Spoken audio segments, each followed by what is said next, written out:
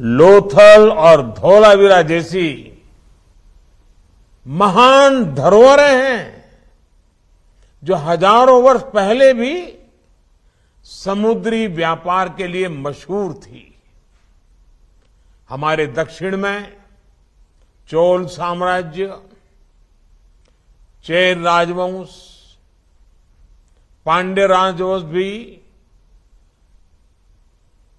जिन्होंने समुद्री संसाधनों की शक्ति को समझा और उसे एक अभूतपूर्व ऊंचाई दी।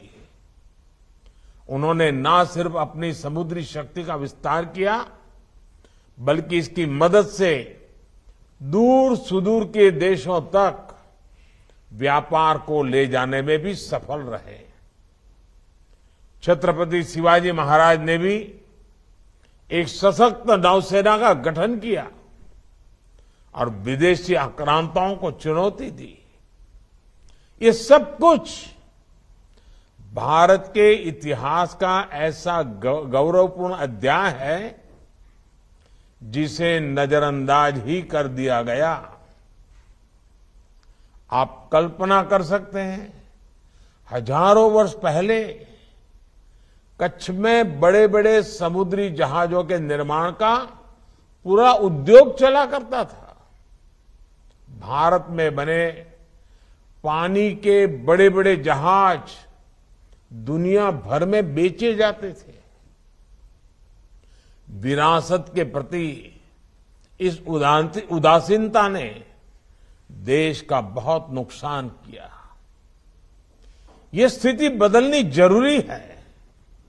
इसलिए हमने तय किया कि धोलावीरा और लोथल को, भारत के गौरव के इन सेंटर्स को हम उसी रूप में लौटाएंगे जिसके लिए कभी ये मशहूर थे।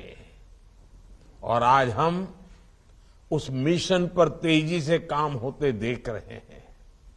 साथियों, आज जब मैं लोथल की चर्चा कर रहा हूं तो मुझे हजारों साल से चली आ रही परंपराओं का भी ध्यान आ रहा है। आज गुजरात के कई इलाकों में सिकोतर माता की पूजा की जाती है। उन्हें समुद्र की देवी मानकर पूजा जाता है। हजारों वर्ष पूर्व के लोथल पर रिसर्च करने वाले जानकारों का मानना है कि उस समय भी सिकोतर माता को किसी न किसी रूप में पूजा जाता था। कहते हैं, समुद्र में आने से पहले सिकोतर देवी की पूजा की जाती थी ताकि वो यात्रा में उनकी रक्षा करें। इतिहासकारों के मुताबिक सिकोतर माता का संबंध सोकोत्रा द्वीप से है, जो आज अदन की खाड़ी में है। इससे पता चलता है कि आज से हजारों साल पहले भी खंभात की खाड़ी से दूर दूर तक समुद्री व्यापार के रास्ते खुले हुए थे। साथियों, हाल ही में वडनगर के पास भी खुदाई के दौरान सिकोतर माता के मंदिर का पता चला है।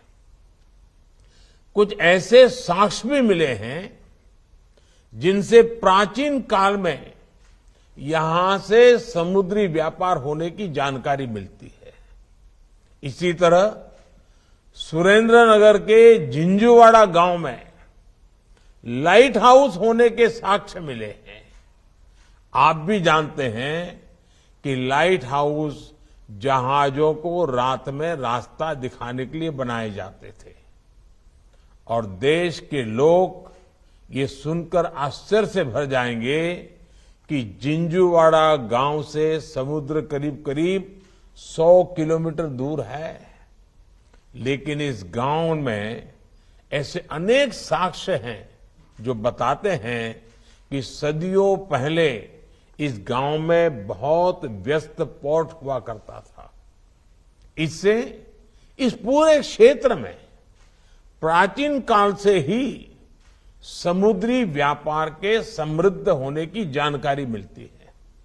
साथियों, लोथल सिर्फ सिंधु घाटी मान्यता का एक बड़ा व्यापारिक केंद्र ही नहीं था, बल्कि ये भारत के सामुद्रिक सामर्थ्य और समृद्धि का भी प्रतीक था।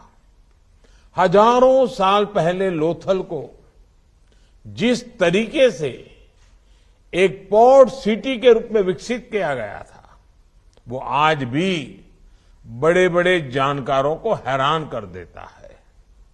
लोथल की खुदाई में मिले शहर, बाजार और बंदरगाह के अवशेष उस दौर में हुई अर्बन प्लानिंग और आर्किटेक्चर के अद्भुत दर्शन कराते हैं।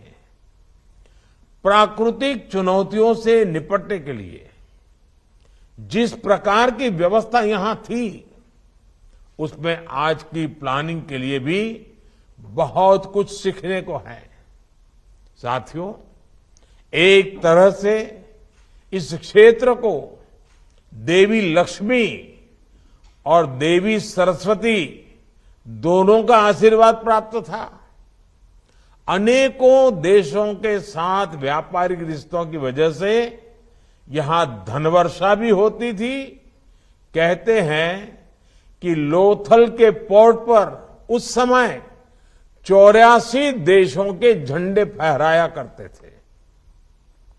इसी तरह पासी के वल्लभी विश्वविद्यालय में दुनिया के 80 से ज्यादा देशों का छात्र वहां पढ़ने के लिए आते थे। 7वीं शताब्दी में इस क्षेत्र में आए चीनी दार्शनिकों ने भी लिखा है कि तब वल्लभी विश्वविद्यालय में 6000 से ज्यादा छात्र थे। यानी देवी सरस्वती की कृपा भी इस क्षेत्र पर बनी हुई थी। साथियों, लोथल में ये जो हेरिटेज कॉम्प्लेक्स बन रहा है, उसको ऐसे बनाया जा रहा है कि भारत का सामान्य से सामान्य व्यक्ति भी इस इतिहास को आसानी से जान सके, समझ सके। इसमें अति आधुनिक तकनीक का प्रयोग करके बिल्कुल उसी युग को फिर से सजीव करने का प्रयास किया जा रहा है। हजारों वर्ष पहले का वही वैभव, वही सामर्थ्य इस धरती पर फिर जागृत किया जा रहा है। मुझे विश्वास है ये दुनिया भर के पर्यटकों के लिए आकर्षण का बहुत बड़ा केंद्र बनेगा। इस कॉम्प्लेक्स को एक दिन में हजारों पर्यटकों के स्वागत के लिए विकसित किया जा रहा है।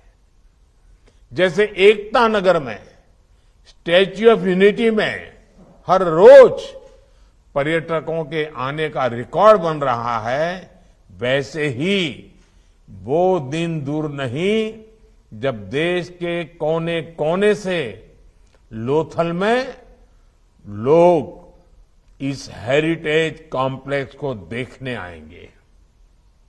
इससे यहां रोजगार और स्वरोजगार के हजारों नए अवसर बढ़ेंगे।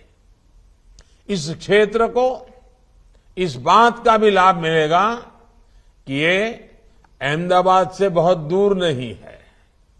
भविष्य में ज्यादा से ज्यादा लोग शहरों से यहां आएंगे, यहां के टूरिज्म को बढ़ाएंगे। साथियों, इस क्षेत्र ने जितने कठिनाई भरे दिन देखे हैं, वो मैं कभी भूल नहीं सकता। एक समय में समंदर का विस्तार यहां तक था, इसलिए बहुत बड़े इलाके में कुछ भी फसल पैदा करना मुश्किल था। 20-25 साल पहले लोगों ने तो यहां वो दिन देखे हैं कि जरूरत पड़ने पर सैकड़ों एकड़ जमीन के बदले भी कोई कर्ज नहीं देता था। कर्ज देने वाला भी कहता था कि जमीन का मैं क्या करूंगा, जमीन से कोई लाभ तो होगा नहीं। उस दौर से लोथल और इस पूरे क्षेत्र को आज हम बाहर निकाल कर लाए हैं।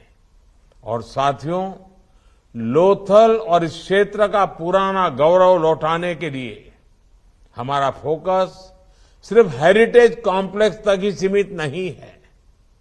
आज गुजरात ने तटीय इलाकों में आधुनिक इंफ्रास्ट्रक्चर के इतने काम हो रहे हैं, तटीय इलाकों में विभिन्न उद्योगों की स्थापना हो रही है। इन परियोजनाओं पर लाखों करोड़ रुपए खर्च हो रहे हैं। अब सेमीकंडक्टर प्लांट भी यहां के गौरव को और बढ़ाएगा। हजारों वर्ष पहले लोथल और उसके आसपास का इलाका जितना विकसित था, वैसे ही इस क्षेत्र को फिर से विकसित बनाने के लिए हमारी सरकार पूरी शक्ति से काम कर रही है। जो लोथल अपने इतिहास की वजह से हमें गर्व से भरता है, वही लोथल अब आने वाली पीढ़ियों का भविष्य को भी बनाएगा। साथियों, एक म्यूजियम सिर्फ चीजों या दस्तावेजों को संग्रहित करके रखने और दिखने पर भी का माध्यम नहीं होता। जब हम अपनी विरासत को संजोते हैं तो उसके साथ साथ उससे जुड़ी भावनाएं भी संरक्षित कर लेते हैं। जब हम देश भर में बन रहे आदिवासी स्वतंत्रता सेनानी संग्रहालयों को देखते हैं तो पता चलता है कि भारत के स्वतंत्रता संग्राम में हमारे वीर आदिवासी नायक नायिकाओं का कितना बड़ा योगदान था।